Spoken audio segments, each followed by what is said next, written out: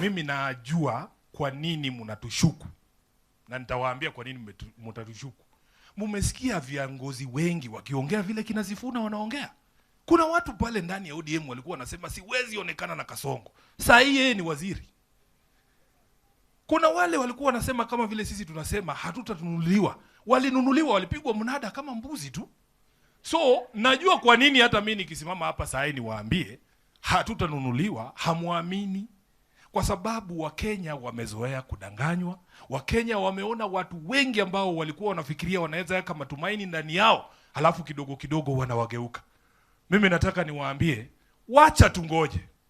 Wacha tungoje. Kule Western niliwauliza kati yao na mimi, wacha tuone nani atatoroka wa kwanza.